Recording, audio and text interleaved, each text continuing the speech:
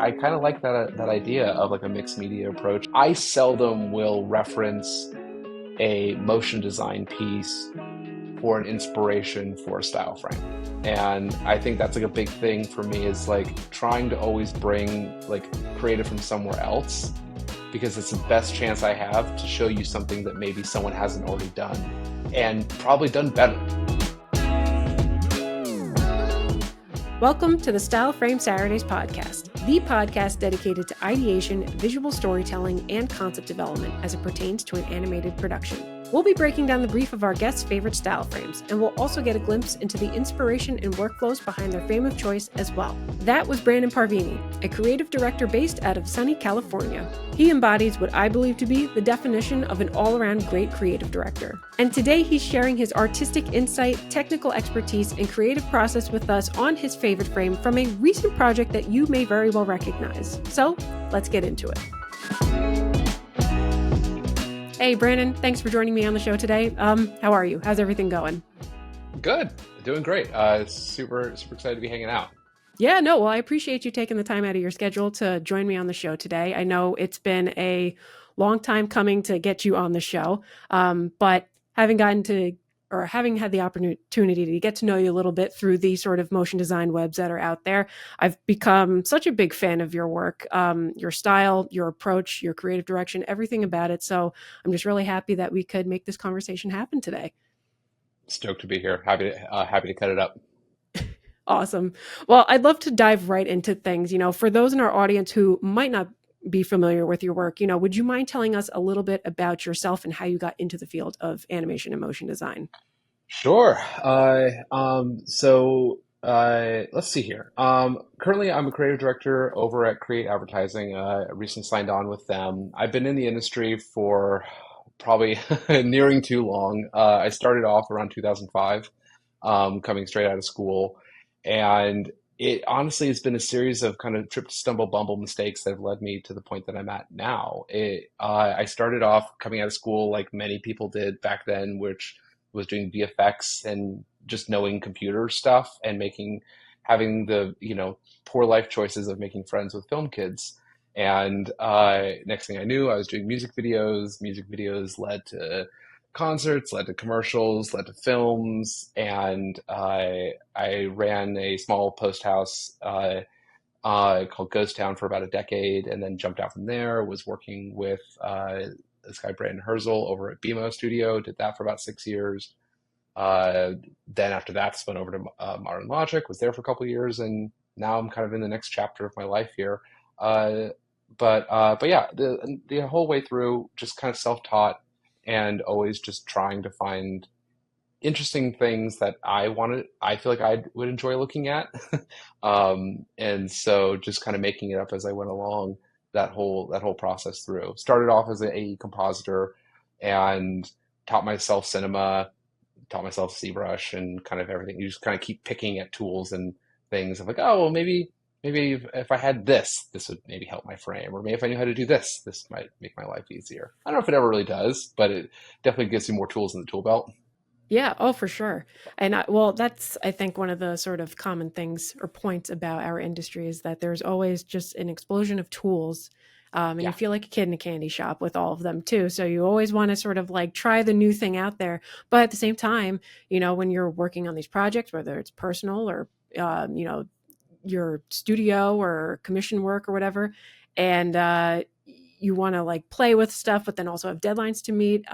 You're always, I feel like at least always am feeling like, oh, I got to play catch up. Like, Oh, yeah. Unreal Engine's the hottest thing right now.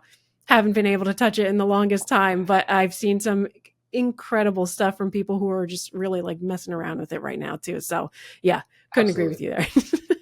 Yeah, it is funny though. I just not to sub segue, but it's like there's this press that you always have of like, jack of all trades, master of none. This like getting 3 inches into every single piece of software, and I always had this idea of like, as long as I know how to get out of a problem in the software, then I know it. And I know it well enough to then use it and feel comfortable enough to use it in production. But it's interesting because every single time that I think I've had like a meaningful jump, in any platform or tool that I've been using, it's always because I had like a reason of why I was there. I wasn't just doing it because, oh, it'd be cool if I knew this thing. It was, oh, I need to have this thing. Like I want this thing. Having that sense of desire to force you to kind of get through the motions of like your first step. Like I remember you know, just getting cooked on, overnight renders, back in the early teens, and then this thing called Octane comes out, and everyone's talking about it. I'm like, that sounds interesting. I did like a quick test. And just used like a competition that was happening. I was like, okay, I'll submit something, but I'll force myself to do a short in Octane to get through there, and versus just going through and like doing tutorials. Like I kind of like getting in there and failing at it a little bit, and like learning where the bugs are, learning where the things are that I like about it, and like but having that kind of goal set each time was always a big thing for me. So it's like I've gone into Unreal a couple times, but I haven't had like a reason of like why I'm interested in crossing that Rubicon. Like I could do the same thing with Houdini, and I get in and out of Houdini as kind of like a SEAL team mission of just get in and get out as fast as possible and try to get back into comp and like try to get back into somewhere that I can kind of have fun and be playing. But always, but with so many tools, it's like you really have to almost have like a little bit of a moderation that you put on yourself of like, is this really what I'm up to right now? Like, do I want to be doing this? Does this speak to me? And am I excited that to see what my work would look like here? And I think that's always the Yep. big thing. Oh, for sure. Absolutely. I mean, you could have said it more perfectly. I think that really should be the guiding light behind, the curiosity to, invest time in learning a tool, not just to simply just know the tool to say, "Hey, I know it," but also to say like, "Well, I needed to solve this problem and Yeah, this tool allowed me to do that." And so now I yeah, feel very comfortable using it and now it is part of my toolkit. And so, yeah, no, what a great yeah. way to put it. That's I such sound advice, Brandon. It's yeah. I mean, you have to like make these rules for yourself, right? Like to keep it fun and to keep it interesting. I have so many of artist friends who've like struggled where it's like, oh, I really should be learning this, or oh, like yeah, I've been putting off this thing over and over again. And I'm like, well, then just don't do it. Like just don't learn that software. You clearly aren't interested in doing it, or you'd want to be in there. Like find things that bring you joy in the process, because if you're not having fun, what are you doing? Like, Yeah. you know, it's a nice career, but like you got to have fun doing it. Otherwise, like you begin to question a little bit of the process has to bring some joy, because the resultant, it can't be the only thing. What 100%. Yeah, no, couldn't agree more with that either. Wow, this is going to be I feel like I already can feel that this episode's going to be chock full of like quotes that can like go up on posters and I'm going to reference for like going forward from now on. But they're such great points and again, I really do think it speaks to your own work too. I feel like, hearing you kind of say these things, I can see it in your work, and we're going to get to your frame in just a second, but like even just the frame and the projects that we're going to be talking about today, again, I can just sort of see how your approach to creative in general, what you just said, all comes out in your work, in your portfolio, and so on and so forth. So to take things even further, I'd love to jump then into like the favorite frame that you're going to be sharing with us today. So could you tell us a little bit about it? Sure. I so I was super lucky to have a buddy, Duncan, invite me into what was, I mean, a Avengers squad that he built for the latest Camp Mograph titles. And it was, I an open forum. I hadn't really done like a nice fun moonlight in a few minutes. I kind of enjoy doing that for me, to get away from the commercial work. And he comes in with a prompt of basically mixing, these notions of creativity and the creative process, and mashing that up against the Australian outback and like natural landscape. And it was funny. It was like a really similar prompt as to what I had been given when I did Vivid with some years back, where it was like trying to mash these like kind of two competing ideas together. Like how do you wrap notions that are like, soulfully linked, but maybe not in like an obvious way. Um, and it was a pretty brief prompt. And so I was like, okay, cool. It's going to be an Exquisite Corpse kind of thing where he's hitting it out to a bunch of different artists. It's going to look like a whole bunch of things. great opportunity to just go and fail at something, because no one's paying you to do it. So just have some fun and hopefully you can make something worth looking at.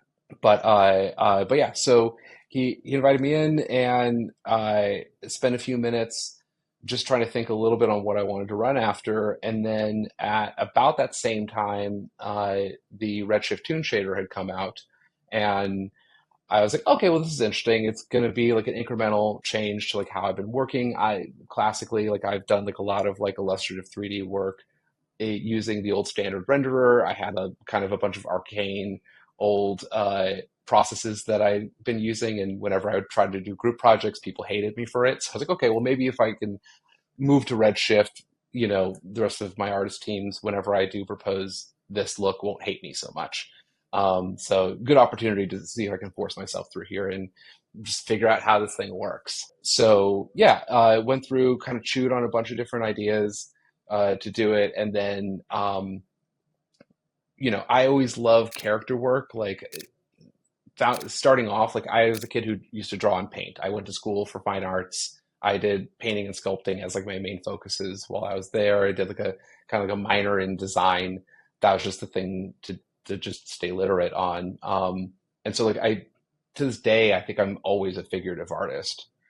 I always try to see if I can find some aspect of like the figurative arts that I can bring into compositional structures, how things move. Like I'm always kind of going back to that kind of headspace whenever I work, even if it doesn't include like the human form or figurative work. Like I'm always kind of thinking in that same kind of balance structure of just like those kind of founding principles whenever I'm running up against anything. Very cool. Yeah. No, I can see that. And that's a great way to sort of, jump back to always sort of the foundations of not just motion design, but even animation and art in general too. Like, just Right. taking in the full human form or just form in general. It really does inform a lot of the form, a little redundant, but it does inform sort of like, the composition and the colors and, what have you. And so, this piece is really interesting in that, you can see a lot of that, sort of that sort of fine art touch to it, because majority of the piece is pretty like photorealistic, 3D and what have you. And what's really interesting is that, your frame and your section of this project, has that sort of like tune element to it, but still very, it's very fluid. Like it flows. Like that segment just flows with the rest of the piece because of what you were just saying, because of the whole, form instructing or informing the whole animation and movement and cohesion and stuff like that. So, yeah, I mean, it's a very recent piece too. So I'm really glad that you're, bringing it to the show today, because yeah, I would love to get into like some of the details with you. I mean, I'm just so curious how you guys brought this all together, and what informed your, sort of inspiration for your section of this piece as well. Yeah, absolutely. Well, so I I've been working at this kind of like general like illustrative look for some time now, uh so I have found like different reasons to kind of sprint at it. I was originally introduced to it way back in the day, when I was actually first starting with BMO, where he was starting up with this show called Dream Corp, where we had to be mixing illustrative work coming in from the team, some of the team that had worked on like Scanner Darkly and some of these other kind of rotomation based items. And it was a really kind of interesting prompt, because at that time, like I had kind of smashed against like the standard like photoreal rendering. I was getting a little bit tired of it, and all of a sudden, like all of my art direction rules had to kind of change, because like when all of your information that you're getting for your core characters was flat drawn characters, but all the scenes were all 3D, you had to kind of start developing like a little bit of this like rule set, which I found like really interesting. Like, oh, I can't have specular or reflections, or like the way that like a cloud, how the edge of that needs to kind of break and feel as though it's as sharp and kind of defined as like, the character is. If you start thinking about all these little details that we kind of take for granted when you're doing just standard photoreal rendering of just recreate reality, right? Even if you're making it weird or you're doing some fun cyberpunk thing, or whatever the case may be, it's like you're those things still feel like they're part of this world. And it was such an interesting thing to try to bring all these tools of realism to a place of the unreal of and have it look, you know, my goal when starting off with that project was I really didn't want you to feel like what we were doing in 3D was going to disturb what they had made as far as the rotomation and character work was. I wanted us to be able to be background and cheerleaders to what was really the point of the show, which were these like beautifully created characters. And so like learning how to hide your hand, how to bury your role inside of here for kind of like the larger sense of the success of the show and the look was about not about being the loud one for a second, but actually being kind of a little bit of the bass player and letting them do their thing. And that kind of fascination got me back into 3D. Like it got me thinking like really analytically again about the image. And it was great because all of a sudden I found myself cracking back open all of these old books and like old art books, comic books, things like that, and looking at like different like visual styles. And it became like a really deep fascination for me to kind of be picking at it. So whenever someone's like, "Oh, what do you want to do?" Like I just go running over and I go like kind of pulling through different leaflets of different artists that like I love and saying, well, maybe I can try to make this guy's. Maybe I can kind of run after that look. And you kind of try to chase down something that has no best practice of how to make that in 3D or in After Effects because someone had pen and paper when they did it, had watercolors and pencil when they did it, and you're trying to bring a big hunking loud computer with a bunch of little buttons from After Effects and hoping to pull it together into something that maybe can capture a little bit of that soul of what that artist did 30, 40 years ago. And so I've gone through like different like sectors of like the illustrative look, and I've for the past like couple of years I've been really really fascinated by this one artist, Sergio Topi, who was a comic book artist from, oh God, I think the 70s. But he had like this really incredible compositional structure that he would bring to things, and like the way in which he would like break frame. It was all character based, and there was a lightness. It's just it was the how he would handle things, like the finite like hatching and detail that he would put in that you couldn't even look at. It was so dense and so almost like manic. And then and then how it would get transferred into light and how it spill through, and then have like big pools of black and just these like unbalanced compositions that felt so alive. And it's not at all the kind of thing that I see in motion. It's not at all a place that I see people drawn to. And that's exactly for me, like that's a beacon of light. It's like great. Like I have no idea how to make that. And that sounds fun. Like the second that there's something of like that render is beautiful and I have no idea how I'm gonna get there is usually like a great calling card for like it's worth making. That's so awesome. Yeah, I'm pulling up his work now because I don't believe I've heard of him before. And yeah, I can totally see that. And having seen sort of this section that you worked on in Camp Mograph, plus, some this other project that we'll also talk about too, Yeah. where it kind of like highlights this sort of stylization that you've been working on as well. Can totally see the influence of his work in your work, which is really cool to see. And yeah, to kind of bring that into sort of a 3D space and still have it look very illustrative. What a challenge it must have been. And so to pull it off in, these titles like Camp Mograph and your frame specifically, with this, even the character, which I'd love to talk a little bit more Yeah. about too, is just, it's so cool. I mean, the style is so cool. How you technically did it, would love to get into Yeah. that too. But Sure. yeah, very cool to see like the inspiration kind of stem from there. And, also in a sense, seeing how it kind of stems from your sort of fine art background too, that, Mm. there's this like sort of like curiosity and passion for the challenge of taking that sort of fine art world and bringing it into the digital world. It's just marrying the two in this frame in particular. It just like kudos to you guys and kudos to you. I mean, it just looks so good. Thank you. It was I have a buddy who is a musician, and he would talk about like just finding the ghost in things, and like and finding that little bit of soul. And it's when you don't hear the processing, it's when you don't hear the musician. It's just when you're like kind of like when it's done right, you can hit into a flow state, and like you're just there with them, and everything else melts away.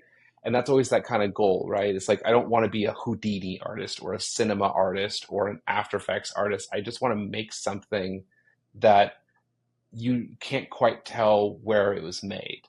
And for me, like that ends up being kind of a realm of success, because it it brings everyone's guard down a little bit when they don't get to bring their baggage, from another designer, because like a lot of us are designed for other designers, right?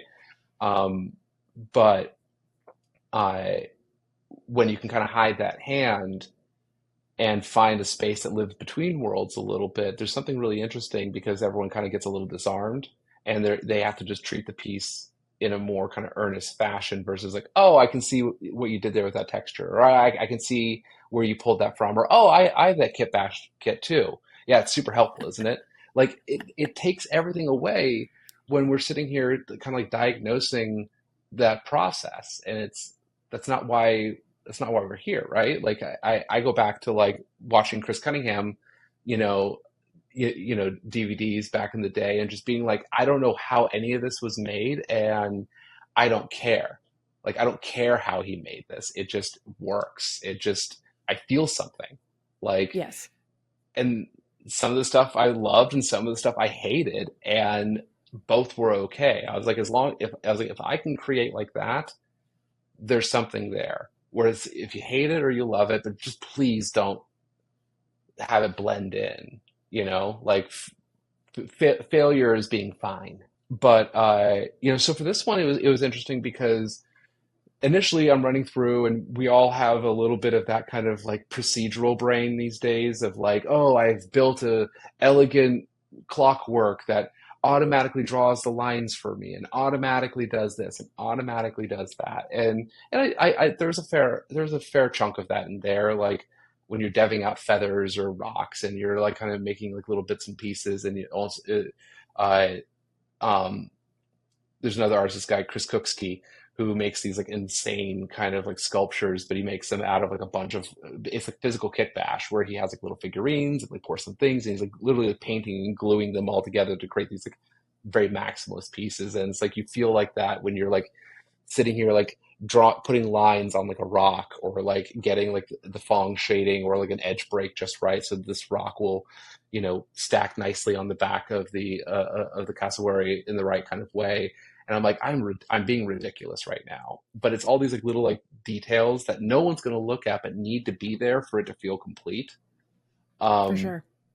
I and while I was kind of building it like that, I've been playing a little bit with this other technique, um, where where you can see like in one of the images that we have, where it's kind of like a profile shot of the bird's head. It's just black and white. Its eye isn't there. It's still kind of early phases. That was my first render that I kind of kicked out of it.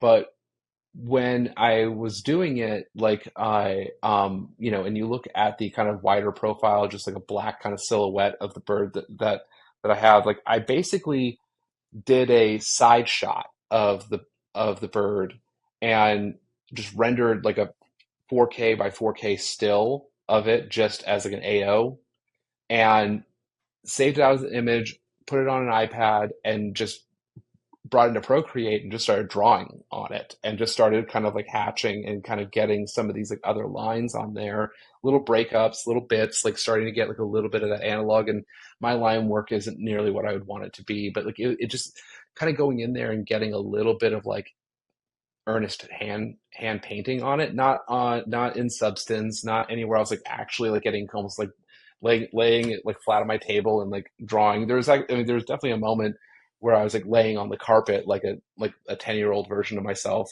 iPad on the ground, as I'm just like kind of like sketching, and like it was amazing. It felt great to like kind of just like be drawing again. Only now I'm kind of drawing on this like crazy critter that I can then put through a process, and the process will bring life to it. But I can find like a little moment of joy in just like sitting and doodling on my, on what was essentially a piece of notepaper.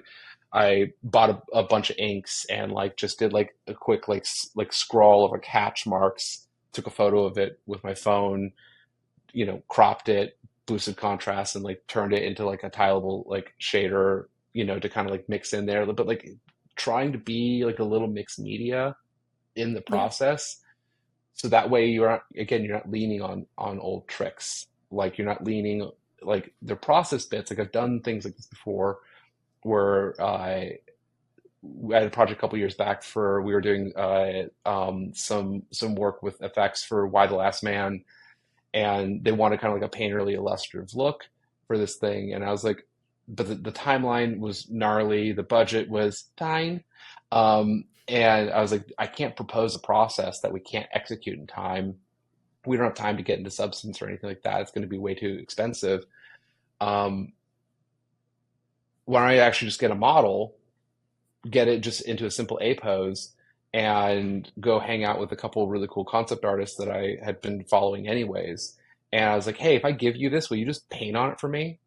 And they're like, sure, I guess. And I had them just paint over my character that was in an A pose, brought it back in, did a reproject, and then mixed that in with, some shaders. And all of a sudden, like their animation was come to life. So had mocap that was coming in, getting retargeted, and it's like all this, like finding these like little ways to get people involved that usually aren't involved in the process, and even activate sections of yourself that usually don't get to play in the process. So like finding like little fun moments like that you're like, cool, this can scale, this can work, across 15 shots from 30 different angles, and we don't have to go in there and hand paint every single one of these things. We don't have to figure out some crazy pipeline. It's like literally just please draw on this. I can project it back over, and now you're in my little world. Like those like little wins of like being able to get like different outsider opinions, different outsider kind of influences for the creative process are like so fresh, because it's just such a different, it's like getting like a brand new chemical to work with. Hmm. And it's better than a different tool for me or anything else. It's like, okay, cool, what can I do with this? This is just like raw material. It looks rad, can I do it justice? Yeah, for sure. Well, and you've mentioned a few times now too, so I definitely want to take a step back based on what you've Yeah, just like said too, that, you know, you're finding the soul of the piece, you're bringing in all the like the appropriate people to kind of just like jam and have fun on this to create the vibe that you're like really trying to go for on the project. So I'm sure that all stems from, you know, whatever brief you were given too. So just to yeah, take a step back real quick before we sure. dive into some more of the like details of the frame and the project itself is, you know, you had said, you know, Duncan had approached you to sort of jump onto this project with him and this sort Hmm. of, would you say like Avengers team of Yeah, artists or whatever. yeah. Just curious, you know, what was the brief for this piece? So I mean, it initially it came through a DM in in Instagram of like, do you want to would you want to work on this? And it's like, yeah, of course. Like, and I'm like, what are we doing? And he's like, it's for Camp Mograph, and I want to see you, uh, you know, I want to see you bring me back a proposal that essentially blends the idea of the creative process and and the natural Australian landscape, or anything that kind of is anchored to that physical location. And I was like, okay. I was like, is that it? And he's like, here's a color palette. And I was like, cool. I see you have black and white there. I'm just going to run at that initially.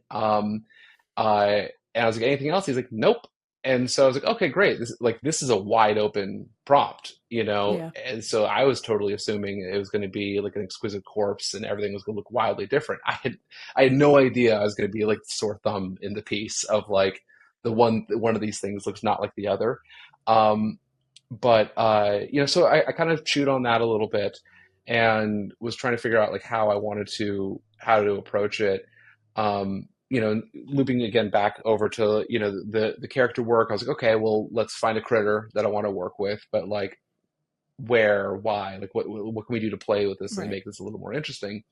And so um, for me, I ended up bringing a little bit of this thinking of the idea of rebirth into it. Where so there's I think I'm gonna mess this up. I thought it was called it's either the Four Sisters or the Seven Sisters, but it's a rock formation off the coast of New South Wales that has these like huge, just like rocky spires uh, um, coming out of the ground or out of the water, and it's like just off the coast, ancient, these like ancient rock formations, and I was like, kind of scrolling through and just you're kind of looking at Australia, and it's like okay, like not not the opera house, not the same 10 things that we've all seen. Like, where else is there to like what else do we have here? And I came across this rock formation, and this one kind of had this like really interesting kind of hump and archway to it. I was like, I could totally build something into that. And so like initially, like I didn't know if I was going to go more of like a Jordanian kind of like etching energy into it, but I kind of had liked the idea of this idea of flipping something from a dormant state, and so like this notion of something coming alive uh and kind of that spark of life, and so like that's where kind of the mix came in of like, okay, so if I can have the rock formation come to life, like what is it, how is it built there? Hmm. And I had some like initial like quick sketches I had done of like turning it into like armor plating, but then it got like really dark nighty, and I was like, this is not the vibe. um and so there's a little bit of this like um I almost like an 80s fantasy film Mm. energy mixed with like Shin Godzilla, where it was kind of where I ended up kind of like linking in at, because again, it's always about finding like the right kind of ugly, and so like I didn't want to make it too pretty or too beautiful. Like I kind of wanted it to feel a little rot. I wanted it to feel a little more, unkempt and carnal. And so, so that, getting a little bit of this, like, Last Unicorn meets Shin Godzilla energy mixed with, all wrapped in this like Sergio Topi style as like kind of like little floating thought clouds was like, that seems interesting. Like I'd look at that.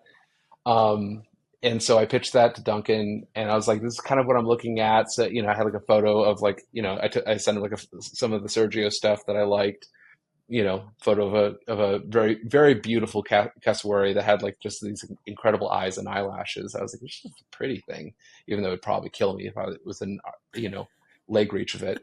And then, and then a photo of the location. I was like, I want to blend these things together and see what happens. He's like, sounds great. Let me know what you get.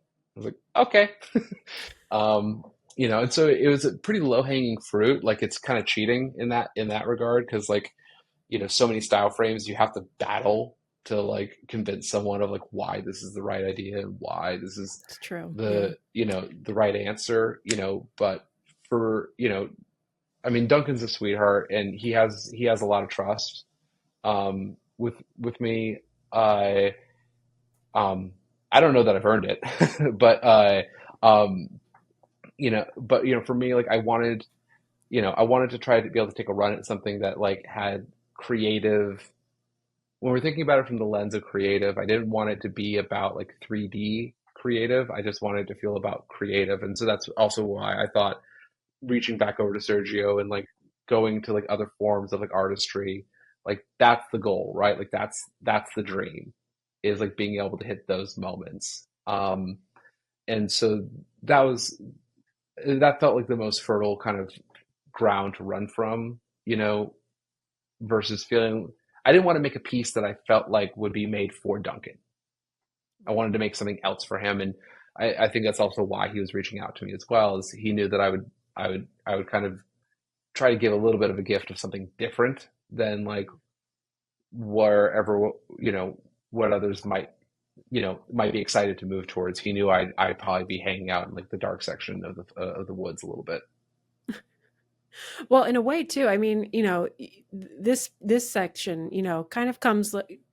towards the end of the titles, I Hmm. guess you would say, like, 3/4 of the way through or whatever. Yeah. It feels like, because there's such a stark difference of stylization, that it also feels like a hero moment, in that sense that, like, you really are celebrating Hmm. creativity emerging, kind of like, popping up through the ground through this rock formation and everything. So in terms of like symbolism, sort of the symbolic nature of this sort of your sequence and section, and then the frame that you've selected, like, really speaks to everything that you've just said too. Like, I can see, like, we're celebrating the creativity, we're celebrating, you know the Australian landscape, and the area that that Camograph is going to be into. So to me, it feels like a true hero moment in that sense, because it's just stylistically different. It's touching on all the things that Duncan was kind of like telling you briefly, and it's so cool. I mean, but at the same time, I do want to say though too, yes, you've got this sort of like beautiful fluid, photorealistic CGI stuff around your section. Yeah. But at the same time, your section still feels so cohesive. Like, and I Hmm. don't know how you accomplish that, but it just looks so spot on. Like, it just flows. The whole thing flows. Hmm. I appreciate that. For me, it was um, so that's kind of getting back over to kind of the figurative work a little bit too, where it's like Right. just being kind of tuned in to like what's the Mm-hmm. appropriate kind of flow to to be going through there. So like getting the weighting of it, it's like I always kind of loved that element of it. Like I really, when you do like figurative drawing and things like that, and like understanding like where the weight should be getting placed and like how that heft and like what's the difference in how something 700 feet tall needs to move versus something that's like small and tiny, like the way in which like you put weight onto the hips and do things like that. Like I love that kind of thinking. I love understanding like the mechanics of that. um like total side story, but like one that I love to tell. I remember watching I remember watching a behind the scenes for Avengers Age of Ultron, right? And it's like it was a fine movie. But but James Spader, I think it's James Spader, right, who played Ultron. So he had never really had like a deep experience with post, and they have him in a mocap suit. He feels ridiculous, and they're trying to get him to like move right, and he's like trying to act, and he kind of stops down and ends up asking. He's like, "Wait, what's going on with my character?" And like, "Oh, well, like this leg's broken. This thing's doing this," and you see him and he's there in the mirror and he starts working, all of a sudden like turning off like muscles that are no longer available to him, and you see it like what it does then to his countenance and how like having to drag the leg pulls the voice, and all these things kind of in that kinesthetic element, like pulling things together. And so like being able to kind of like I love those kinds of moments of like thinking through like how something needs to move. So for Cassowary, which would is a pretty simple animation in general, but like watching 100 videos on like how they move, what they do, having to kind of think a little bit about like, okay, you have this like titanic set of rock on its back, like it's going to move slow. There's like but you want the idea is it is kind of this like Atlas style moment of breaking through that blockage. And there's a longer subsection of kind of cuts that was from, where we start from a completely blank page, and like then like the line goes across, breaks the frame. Once that goes down, like the ocean darkens up, you see the break in the frame, the rock comes into focus. And so you're this idea of kind of like breaking that kind of right that kind of blank canvas syndrome, for me was kind of part of that process. And so like once the cassowary actually could get up and move a little bit, like just getting a little bit of that gesticulation, kind of looking around, it was just fun to study, and they become like these like little myopic, explorations that again I enjoy doing. And if I have something that if I'm not getting paid to do it, I'm gonna damn well make sure that I'm doing what it is that I'm excited to do. Like that's a preeminent thing. um, when you get to do something like this, because I genuinely believe when you genuinely enjoy it, it shows up in that process. You're willing to do three more revisions on giving yourself notes. You're willing to push yourself a little bit further. You're willing to go into places that I'll have a harder time taking a risk for someone that I don't know if they're going to believe in where I'm going. But when you have an opportunity like this, and you can give yourself the carte blanche to go as far in there, and you genuinely are excited about that journey, you're willing to do that little extra bit. You're willing to go that extra mile. And so finding those little moments, those like tasty little treats in that process that pep you up, that launch you into the next thing, that ask you to take that next round, or maybe take a road that is less traveled to get there. Like those are the things that come from trust and faith, you know, and so, but that's all going to kind of come from like a positive state. And again, having good process, an interesting process will yield an interesting result. And I really try to not be weighted on how successful a frame is, which I know sounds somewhat like blaspheming, but like I kind of don't care what the frame is. The frame is just a result of a good process taken. Mm-hmm. And if I take a good process, I can get you 15 good frames, you know, Right. because the core is working. And if the camera's Yes. here or here, it doesn't really matter. I can get you 70 frames because I had one good process that got me there. Mm-hmm. Yeah. No, that's a great way to put it too. And I love that you're sort of touching on the process sort of aspect of this project too, how it's kind of informing a lot of your creative decisions and design decisions too, because you've also worked on some other projects that have a similar sort of like tone or Mhm. aesthetic to it too.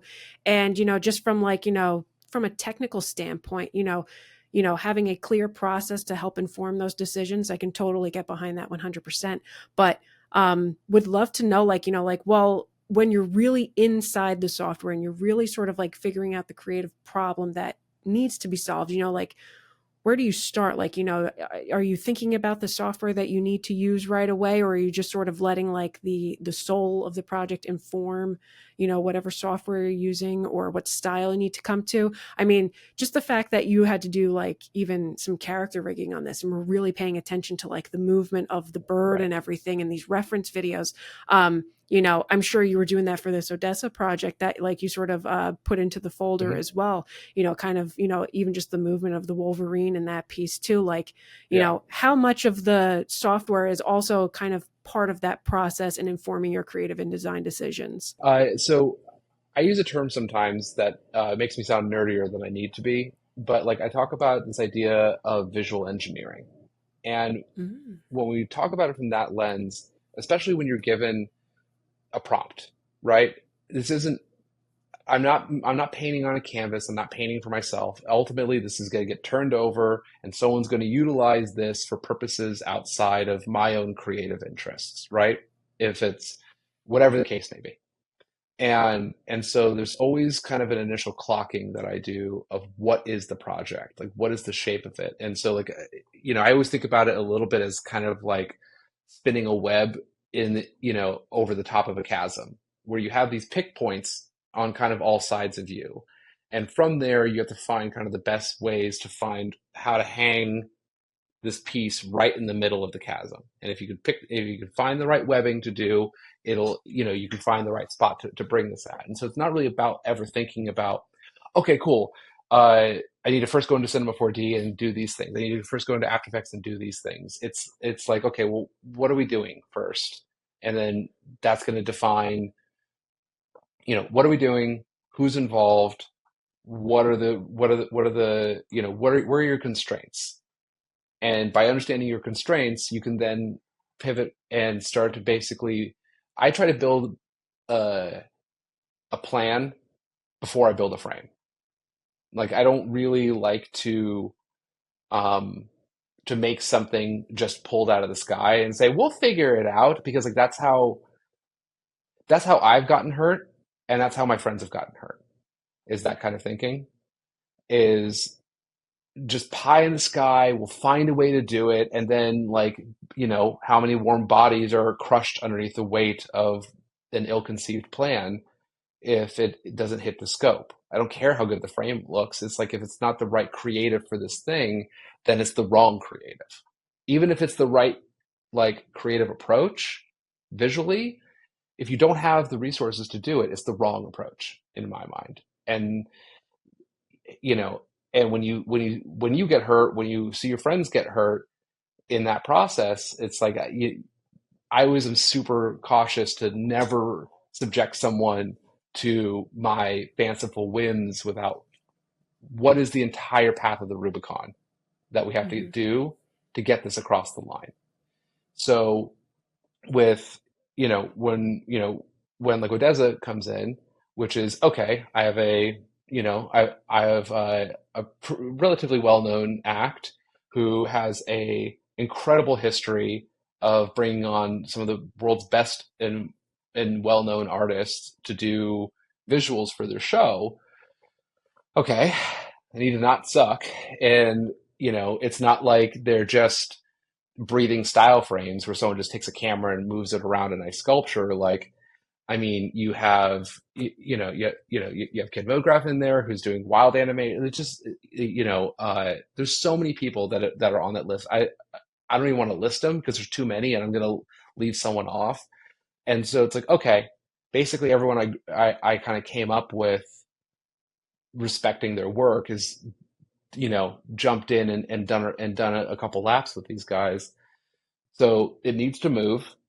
It needs to move well. It's going to be for about 3.5 minutes. I'm not going to have extra resource, even if they pay me to do it. It's like, it's not really enough money to like get anyone else to help you. So you got to be willing to do it by yourself. And they came at me originally because they kind of like the illustrative style. And actually, it was a buddy of ours, Steve Teeps, who had recommended me. He had seen their deck, and I guess some of my stuff was in their like internal workings. He's like, just hit up Parvini; he'll probably do it. And they did, and yeah, I did it. I was happy to do it, and I and so they kind of wanted to go after some of like that kind of style, and I was like, okay, great, let's take a run at it, and um so I understood the context of the version of me that they wanted. I understood kind of the landscape of whatever, I, of course, then went over, looked at what everyone else had been making, kind of understanding of that, understood that it was kind of a wide open parameter. And then the track, which is obviously going to be like your base bed, which I lucked out for the first piece with them. Uh, because it was so they have like a sub act that they have called Bronson, which is like a little bit harder, a little bit nastier, and they were going to include that inside of their concert. And I was like, yay, because I do tend to lean black versus light and happy, so I was like, great, personal inclinations are right in line. Um, and and Luke is their creative director. He's awesome. Uh, really good guy. Incredible trust coming in through the door. And he does a great job with what you kind of consider like a sandboxing approach. He'll set the basic parameters of like, hey, I have he even went as far as giving me like a previs of like, hey, like, we're kind of thinking about this thing where there's like a monster and it's chasing something and you're trapped in a hallway. And I was like, oh, this is fun. But initially, like, I think they were kind of thinking of it being like a photoreal thing. I was like, oh, no, no, no, no, no, no. Like, it's going to look cheap. Um, and, and so we kind of chatted in session a little bit. And I was like, I think I got something for this. And so we kind of circling on this kind of chase sequence between this kind of like, crazy monster thing and this wolf kind of creature. And and I was like, okay, I think I can figure this out. Again, it's about this like idea of like economy of resource. All right, I got two characters to design. I have two sets of animations to really handle. I have one environment to build, and I got to get like a look dev set up that I can kind of pipe all this thing through to get what I need. And so Yes, it was 3 minutes of content. It was, I think, like 25 some odd shots, but I only made three things, really, in my mind. I made I made my evil shaman guy, who I really enjoyed. Uh, got some animation set up for him, sculpted the dog, or the wolf, or the Wolverine, whatever it is, the four-legged canine creature, with six eyes. I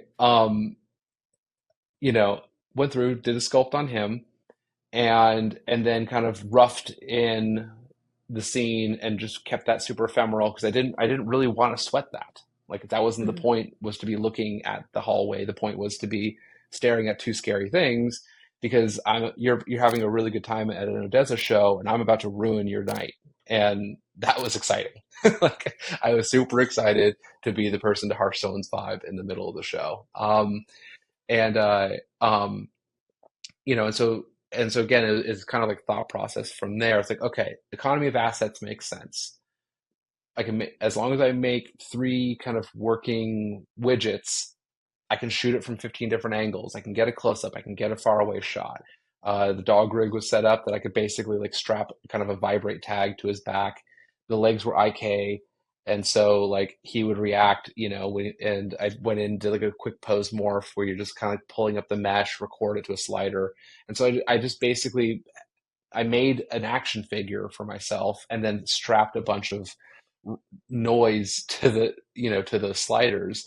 And so then it's there just kind of, snarling at the crowd. I'm like, great, looks great. It works, it lives.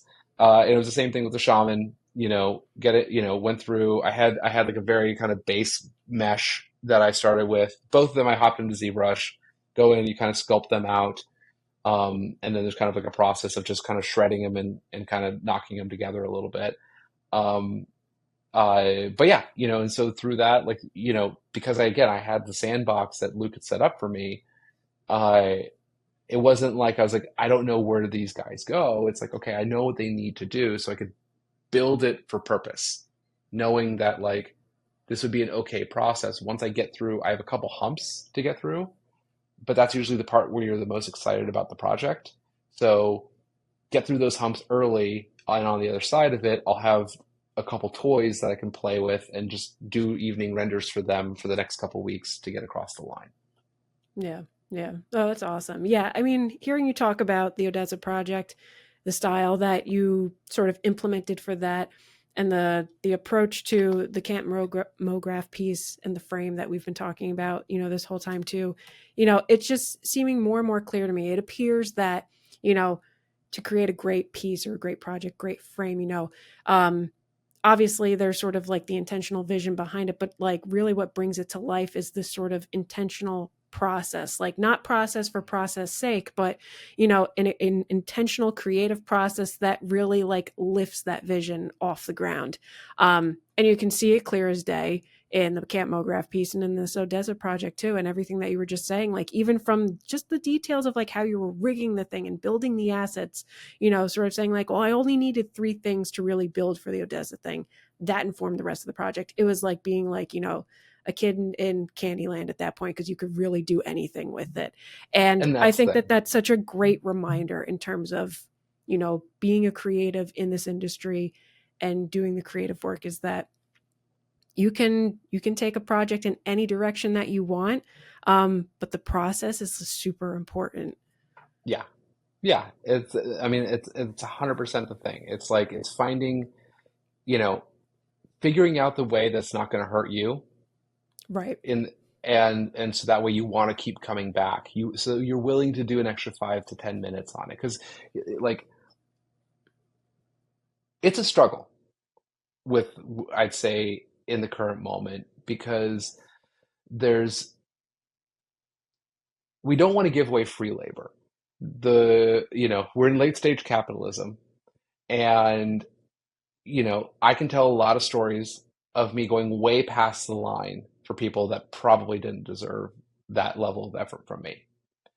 And those hurt because not because I was up late, but because I was doing something unpleasant in a way that I didn't want to do it for people who wouldn't really care at the end of the day.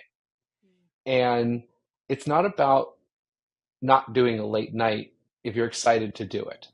Mm-hmm. Like the difference between doing this or watching a TV show or having an evening hour beverage. It's like I was thrilled to be doing this. I was so happy to be playing and making something, and like the zeal at the end of the night, like when I strapped all the vibrate tags to it and it's alive and snarling and looking like it's having a seizure. I'm like, it lives, and like I brought the kids in the next morning and I'm like, look what dad made. And I'm like, ew, and like left. I'm like, yes.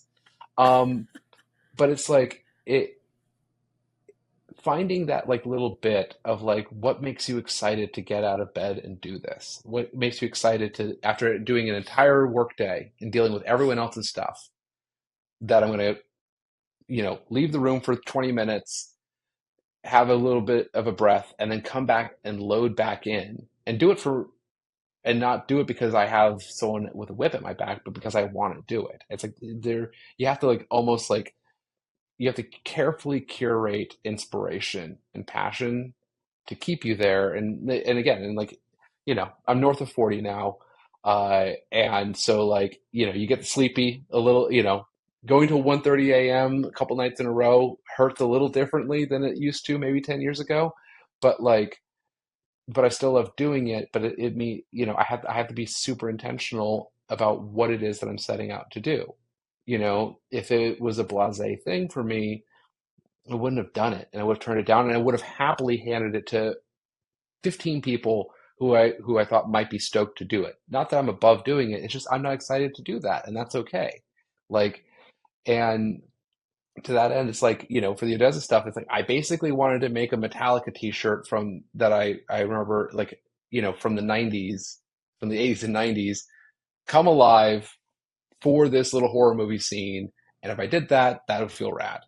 And like it was simple and that was the sprint. And it came across and they liked it and they appreciated it and they were excited to have it. And it's like, what more could you ask for? Oh, for sure, for sure. Yeah, no, it's just yeah, everything you just said is just so spot on. And yeah, you really have to if you're going to put the time and energy into it, you really need to make sure that you really do want to do it. You really want to make sure that, that this is your passion. And that can be tough sometimes because if you Yeah. really are passionate about this work, then you really can burn the midnight oil and kind of burn the candle on both ends from time to time, and Yeah. then find yourself in sort of a different light of sort of like, oh well, why am I doing this? Oh my god, where's the light at the end of the tunnel type of thing. I'm sure that those are all too common conversations that happen amongst peers in the Oh industry, yeah. and I can totally understand why. But everything that you just said is sort of what kind of is sort of like not the light at the end of the tunnel, but like sort of like the light of sort of inspiration, sort of like be passionate Yeah. about it and keep going, because there's so much to create out there. I mean, there's just so many sources of inspiration. Bringing your own flair to a project. I mean, we all bring our own flares to the project, and I think that that's what makes this a really great industry too, because we're all bringing our individual stories and talents and inspiration and motivation and everything. And when you mix in 10, 20, 30, 50 people into a room to bring a project to life, like you did with the Camp Mograph thing, I mean, like it's just the end product is always just so cool. That's the thing. It's like there was a long time ago where like this sector was considered kind of in school. I would have had to go to a multimedia class to Mm-hmm. learn about this, a long, long time ago. And like I kind of like that idea of like a mixed media approach of this. And I think it's important, you know, I seldom will reference a motion design piece for an inspiration for a style frame. And I think that's like a big thing for me is like trying to always bring like creative from somewhere else Mm-hmm. because it's the best chance I have to show you something that maybe someone hasn't already done and probably done better. Yeah. Like it.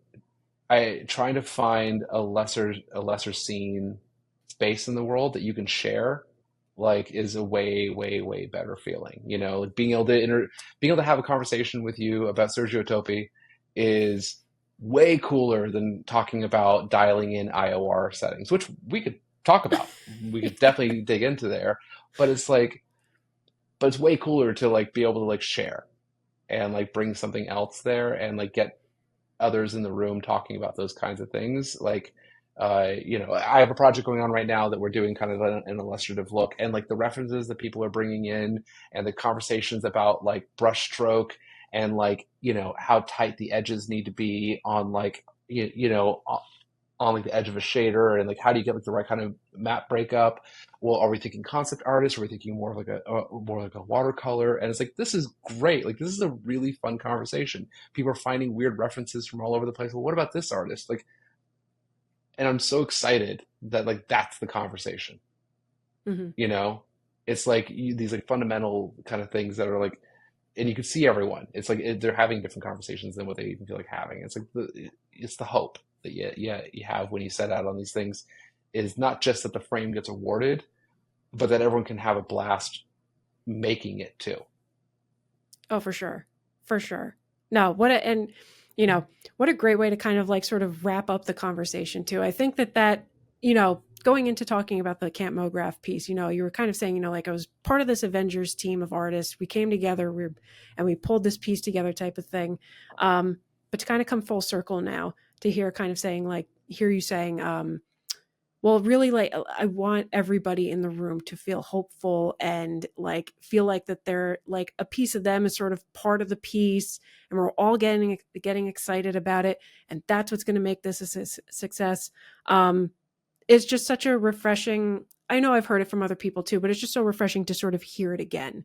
That I Mhm. think that that's why I get excited for that camaraderie, the teamwork that's involved in it. Like everybody sort of like putting both hands in and saying, okay, we're committing to this. This is the direction that we're going, and we're confident we can get this done.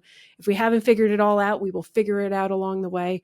I think that's what makes this industry and the work that we do so rewarding, because not only are we just passionate about it, but like when we're collectively passionate and solving a problem together, that's just very exciting. And so Yeah. to kind of hear that that's your approach to work in general, how you have approached both of these projects, Camp Mograph, this Odessa stuff, all of your stuff in your work, in your portfolio, is just it's just awesome to hear. I mean, I'm not surprised one bit. Cheers. I appreciate it. No, it's, we're having fun, and you just gotta, you keep finding, where's that scent that it's gonna take you next, But it's a Yeah. team sport. It's Yes. 100% a team sport. Even though it can get a little lonely at times, it was built as one. It still is one in my mind. For sure. For sure. Well, I want to be respectful of your time, but I always have to ask these two last questions. The first is, like what about the frame, the Camp Mograph frame, which we're sort of, considering your favorite frame for today. Sure. What was the most like rewarding and challenging aspects of this building out this frame? Um, the the shape form for me. So one of the big things with Topi's work is he has this like sense of exaggeration that happens, and there's a safety in the natural. Like, even though like I might look freakish, like I'm pretty average as far as everything's put together. And when you can really find like that exaggeration in the modeling, and like find that characterization that shows up inside of there that feels authentic and feels right. And like I struggled with that bird because that was a sculpt from scratch, and like I messed with that thing for longer than I meant to. And then like when you kind of rotated the head just right in the profile, like it kind of hit. And I was like, oh, thank God, that took longer than it needed to. So yeah, that was the thing. Is like was I loved kind of the profile, and like just seeing it and seeing like the negative space of it. That like even if I couldn't even see the information on it, like I liked its shape. It was just Very it was a nice. big victory for me. Love it. Love it. And, then the last question that I always have to ask is, what about this frame makes it your favorite frame? Um, because honestly, I got to really, it was so, it was so selfish. It was so wildly selfish. I got to run at it felt like Sergio's stuff but it didn't feel like I had totally ripped him off. Like I could feel him in the DNA, but it had taken me somewhere else, and that felt great. Like now I want to totally explore. I have 15 other places I want to explore now based on where this took me. And I kind of fell back in love with 2D design a little bit in this piece of like working the way he does his like, framings and his kind of box ins, where he'll have like a whole white page and everything gets kind of blocked in inside of like one little window that you're seeing through that you can see into the world. It makes you kind of, it's not just a camera lens, it's like a thing, it's like this like Russian nesting doll of composition. And I haven't years ago when I was just an After Effects artist, like I used to think like that. And I hadn't thought like that in so long. And I hadn't realized that I've been approaching everything like a camera lens. And so then when all of a sudden I'm like, oh, wait, I have a whole other place I can go to. And so like getting that excited of like basically like finishing the movie and being like, I can't wait for the next movie. Like I can't wait to go after the next one because now I have so many other places I want to try to play with. And then I'm actively annoying people. I'm like, oh, what if we try this box? And someone even said like, so you got a thing you're trying to do here. I'm like, I have a thing I'm totally trying to do here, you know? Again, I'm excited for it. And that's why I'm excited because it kind of, it cracked open a whole new pathway of conversation for me that I haven't had yet. And I'm just excited to see where that goes.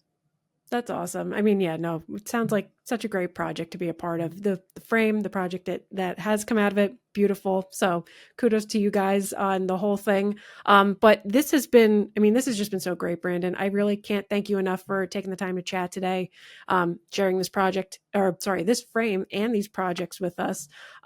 If people want to connect with you to learn more about, what you're working on, what's the best way for them to do so? What is the best way to hit me up? I mean, honestly, you can hit me up on the socials. I'm on Instagram. I'm on. I still check in with Twitter every now and then. I just jumped into Threads, so you can hit me up through there. I try to be conversational inside of there. Or go to the site. You can hit me up, shoot me an email if you want to have a more direct, face to face kind of digi Zoom set up. We can hang out that way too. I Very try to be an cool. open book with folks. No, that's great. Awesome. Well, it's been such a pleasure having you on the show, Brandon. Thank you so much again. Um, Again, we'll share your information, links to some of the resources and tools we've mentioned here for our audience to check out. But that wraps it up for today, everyone. Feel free to email us at styleframesatpod@gmail.com. We'd love to hear what you think of the show. And if you have any questions, comments, or suggestions, if you like what you see and hear here, please don't forget to subscribe, like, share, and review the show on your favorite podcasting platforms as well. And lastly, come connect with us on social. We're on Facebook, Instagram, X, YouTube, and LinkedIn. Thank you all for tuning in. Thank you again, Brandon, for joining us today, and we'll see you in the next one.